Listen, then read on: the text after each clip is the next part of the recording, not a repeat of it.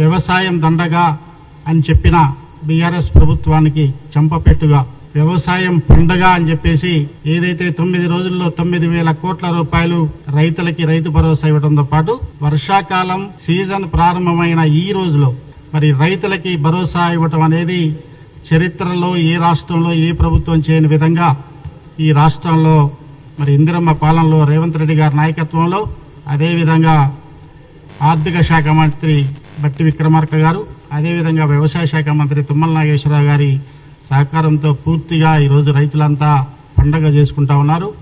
మరి విత్తనాలు వేసే సీజను, మరి ఆ సీజన్లో ఎరువులు కొనటానికైనా విత్తనాలకైనా అందరికీ కూడా పెట్టుబడి అవసరమైన సందర్భంలో ఏనాడు ఇవ్వని విధంగా సీజన్ ప్రారంభమైన రోజు ఇవ్వటం అనేది హర్షణీయం. రైతులంతా కూడా సంతోషిస్తూ ఉన్నారు.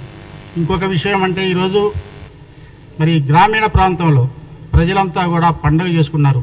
అన్ని వర్గాల ప్రజలకి ఈరోజు రైతులకి రైతు భరోసా ఇచ్చి అదేవిధంగా పేదలకి గత 10 సంవత్సరాలుగా ఎదురు చూస్తున్న ఇళ్ల కోసం పేదలంతా ఎదురు చూస్తూ ఉంటే ఈరోజు ప్రతి గ్రామంలో 20 ఇళ్ళు 30 ఇళ్ళు 40 ఇళ్ళు మండల ఒక్కొక్క నియోజకవర్గానికి 3,500 ఇళ్ళు ఇచ్చి ప్రతి ఊర్లో కూడా పండగ వాతావరణంలో ఇందిరమ్మ ఇళ్ళు నిర్మించడం కోసం మరి ప్రజలంతా కూడా ఆశ్చర్యం వ్యక్తం చేస్తూ ఉన్నారు. అదేవిధంగా ఆనందం వ్యక్తం చేస్తూ ఉన్నారు.